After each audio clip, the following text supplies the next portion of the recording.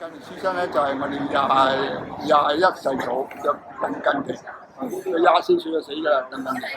佢個仔啊鄧香柱，佢22世即係前嗰啲咧，廿二代啦，廿二代就紀念佢爸爸。咁就起咗近年書生紀念佢爸爸嘅啫，主要係咁樣嘅。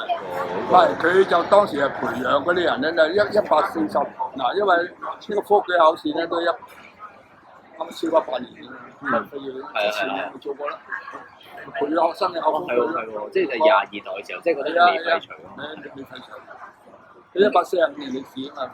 咁其實即係都想問下嗰陣嗰個書展嗰個運作，即係就係話嗱，叫我聽到話有啲老師啊請翻嚟要住喺嗰度嘅，所以有4個角，有啲住喺嗰度半年啊1年先翻屋企一次，有啲由廣州嚟嘅，甚至有啲好遠地方嚟嘅，點解住喺度嗰啲老師？人東江嘅，人東江書生咧，人東江係最老間學校嚟嘅，個歷史就長啲人東江。佢有400年歷史，我諗全香港最老一間學校啦。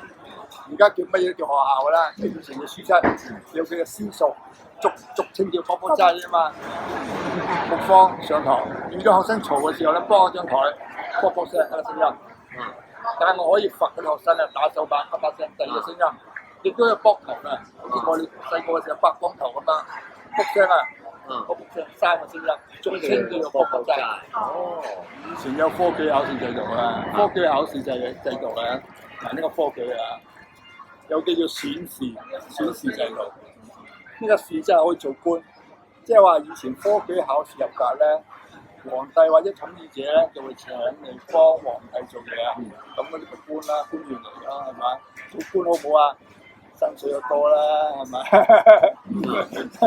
地位高啦，好多人尊重你啦，所以呢個試咁樣，即係話科舉考試入格咧。皇帝或者統治者會請你幫佢手治理國家做官啊，係咪？咁呢個科舉考試制度邊個時開始有科舉咧？就係公元606年，公元606年啦，開始有科舉考試喺隋朝嗰時候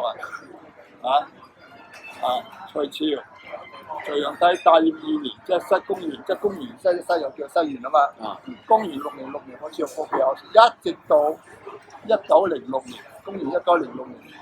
經歷過1300年廢除咗，幾犀利啊！經歷過好多個朝代，隋唐5代十國，而明清到清朝先廢除咗，經歷過1300年。嗱，你考中個模式叫做中式啊嘛，唔係中式西式啊，有啲人話係中式就唔係，即係合格唔係。咁啊，俾呢個比較 title 嘅，比較受取嘅呢個工作啦。咁有文武啊受財嗰度一路落去喎。呢個第二個試咧，鄉試啊，以省為單位。考合格比較 title 佢叫舉人，一路落嚟考第1名啊，解元，而家講出個解元嚟㗎，記住呢件事㗎。考第1名啊，有個元字啊。第2名啊，佢係南元。咁咧，最高級程度啲咧有個會試，但係都會啊，上京考試嘅呢個。你邊度考試睇翻呢度呢度有。上京考試，咁咧考合格咧叫公試。咁考第1名會員有個元字喎。你睇翻呢度呢個仲有個全國乜啊？好詳細呢個，咁啊最高級程度殿試、宮殿，簡稱嘅殿試合格。殿試考合格嘅咧，全部都俾個銜太同佢，即係銜頭佢叫進士，即係進士已經係最高級程度合格啦。成績最好嗰幾個嘅狀元、榜眼、探花啊嘛，所以大家都有個元字嘅狀元、榜眼、探花。過去有啲皇帝好叻嘅，甚至改文卷。咁啊皇帝咧。知道佢認為佢寫篇文章有內容好，或者字跡又靚，或者啲人生又唔錯，就恩典佢出嚟，再受訓3年，或者喺皇帝旁邊啊，治理國家啲嘢啦，受訓3年，然之後開科評審，合格啦，皇帝嘅左下手，咁啊俾個官銜佢叫庶吉士。評審其中有一個人咧就係一個評審，其中有一個人咧庶吉士有冇睇到啊？最高啦。一個牌匾啦，即係我哋見到有啲佢喺評審。恩典學年庶吉士啊嘛，就係呢個其中一個。4書就係讀一啲儒家嘅經典，啲大學係啊，都係啊，論語、孟子啊，係啊，都係。4書經。但係我認為而家讀書仲辛苦，以前係辛苦，但係而家係數理化啊嘛。有個武科㗎嘛。係武科咧，騎馬射箭武大軍，都以前帶咗邊個大兵啊？係。邊啲都係出嚟嘅。放大石啊，唔好當時啊交通唔方便，冇火車，有冇天文台？你話打風都冇人知嘅，點樣行路上？喂，騎馬有冇馬？啲馬有冇病？自己有冇病？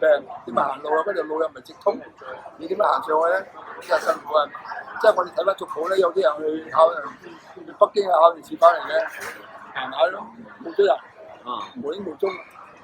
咁點行上北京啊？冇路，點解帶你上啊？即係所以其實喺考試嗰個地方上面嚟講，即係以前就要特登要去翻，即係無論你喺咩地方，你都要去翻京城啊嗰啲地方考試。上京嘅人啫嘛，上京嘅人嘅。即係所以其實比較之下，而家嚟講就會呢啲係廣州考嘅，廣州。第一個時間係咩咧？好多小考就喺深圳嗰邊嘅，深圳嗰邊考嘅。咁香港當時咧考深圳，珠海嗰邊考嘅。第一個時間話，即係除咗呢個廣州啦，廣州市呢個上京啊，呢個直情係故宮啊，故宮入邊，我都見過。故宮裏邊我去過幾次啊，有啲房4個嘅啫，一個人坐一間房㗎。即係啲房間喺度，故宮啊，即係皇宮嚟㗎嘛，故宮係皇宮嚟㗎嘛。即係佢嗰個公佈成績唔會話係啊，公佈成績方法你睇報紙啊，都冇法。嗰時有啲紙唔方便㗎嘛，係咪好多人唔方便㗎嘛？即係所以公佈成績就會喺報紙度。係啦。到而家個制度就可能會係喺上網度自己檢查。係啦，不過完全唔同以前睇報紙都翻嚟睇報紙，屋企都冇錢買報紙，去鋪仔度睇報紙，睇到自己都明啦，即係話有唔符合格。好你。